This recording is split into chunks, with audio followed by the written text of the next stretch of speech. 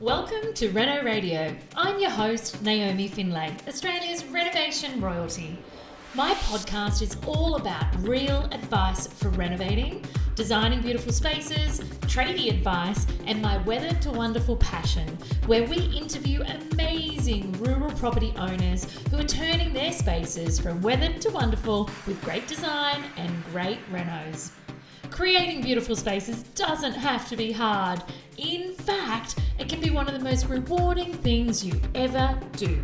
So, join me and my impressive list of guests each week for plenty of feel-good, inspiring, and real advice. This is Reno Radio.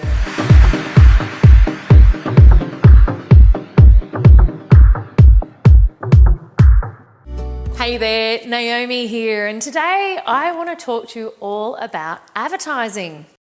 Do you know what the best methods are to advertise your property? Are you aware of which ones will work for what types of property and which ones are a waste of time? Or are you just trying to figure out what all the options are?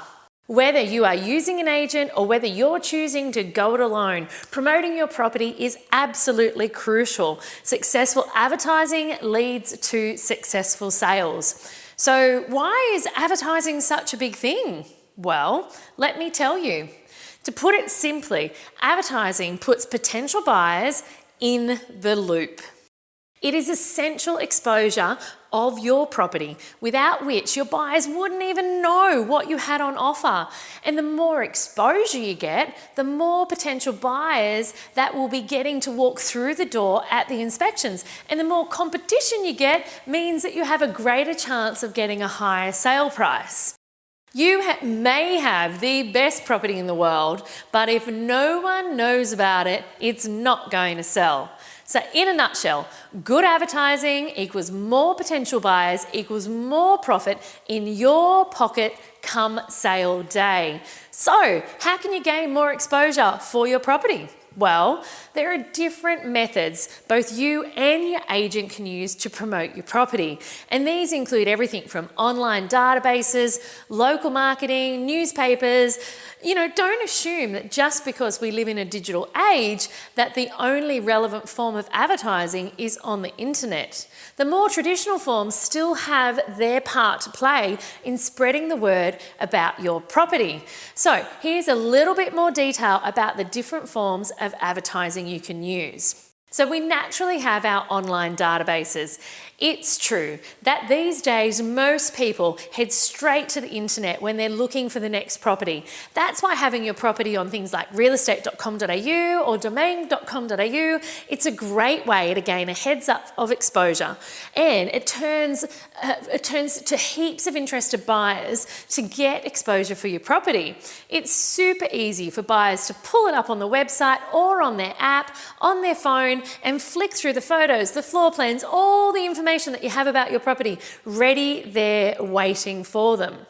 Buyers can even, on these portals, they can even register their details and set up alerts so that if new listings, just like your property, come onto the market that meet their criteria, it's convenient and quick for them to have an alert come in to let them know that there is a property waiting for them. It's a win-win for you and a win-win for the potential buyer.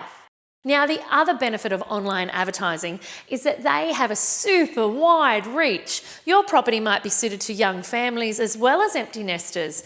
Advertising online is a great way to make sure that your net is cast far and wide to catch a variety of potential buyers. Now, the next category is printed listing. They say print is dead. I say not quite yet. Not in property anyway.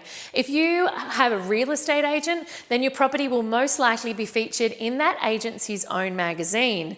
And before you dismiss this one altogether, keep in mind that some of these magazines around our country have really strong readerships. Some of them have over 50,000 potential buyers reading them weekly. Now, that is no small number. Then there are local newspapers to consider too. So that can reach an audience of people who might not be actively looking for a property. So your property might just pique their interest at the right time. So here's a fun fact. 81% of people reading the newspaper will read the real estate section, even if they're not looking to purchase at that time. So those are some very promising stats. Another reason for newspaper ads is they can help you reach out to potentially older buyers that still prefer print over digital. And the last added benefit is that print advertising is a little bit more filtered, so buyers don't have as much choice as they do online. When there is a heap of competition out there, this can be one way of reducing some of the noise to help your property stand out. Now, the next method is local marketing, okay? These are like your signs and your letterbox drops. Signs are essential and are generally standard procedure, so a sign out the front of your property. Very standard if you are advertising or listing with an agent. This way, all the locals and everyone else knows that goes past that the property is for sale or for lease. You might have all the online ads in the world, but when someone drives by after work, they might just miss your place if you don't have a sign out the front. Leaflet drops, so that's a note in people's letterbox, it's often called a letterbox drop, are a sure way to get the neighbours interested. And it's not just your neighbours that you're reaching out to, it's their friends, it's their family, and it's people that might be moving into the area. And the fourth way is your agent. Last, but certainly not least, is your agent's ability to advertise. Now, I'm not talking about them advertising through all of the methods we just discussed. If you're paying them, they'll be doing all of that sort of advertising on your behalf already, or should be. And absolutely, if you are selling the property yourself, you won't have an agent, but if you do, they'll have a variety of other ways that they can help promote your property. So what I'm talking about here is actually database subscribers and social followings and other networks that they've formed over the years. Word of mouth is a really powerful form of advertising, and agents have a lot of connections that they can reach out to promote your property. So how do you get the right mix of this advertising? There are so many options, right? So advertising isn't cheap. So it's important that you do get it right from the start. So investing in a property advertising is not a question of if, but how much. To be able to answer this question, you need to look at what sort of buyers you're hoping to attract.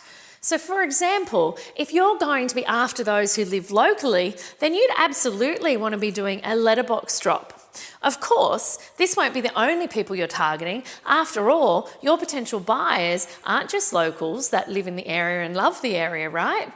So the biggest way to maximise the interest and the competition when people are fighting for your amazing renovated property is to reach out to as many potential markets where your buyers are as possible. And that's where these types of advertising and these types of mixed advertising methods are absolutely phenomenal to draw attention to your property. And the more attention you get, the more likely you are to reach your profit goals with your end sale price. So when you're looking at all these different advertising options, make sure you keep your potential buyers in mind, and you'll have a winning advertising strategy in no time at all. Thanks for joining me today, guys, on Reno Radio. It has been a blast. I would love it if you subscribed so you never missed a beat of this podcast. And naturally, let me know what you think. I love to hear everyone's feedback and reviews. If you'd like to know more about all the services and content that we produce at naomifinlay.com, then head on over to naomifinlay.com. You can also keep an eye on what I'm up to on my Instagram. You can find me there at Naomi Findlay Official. Until next time, team, enjoy.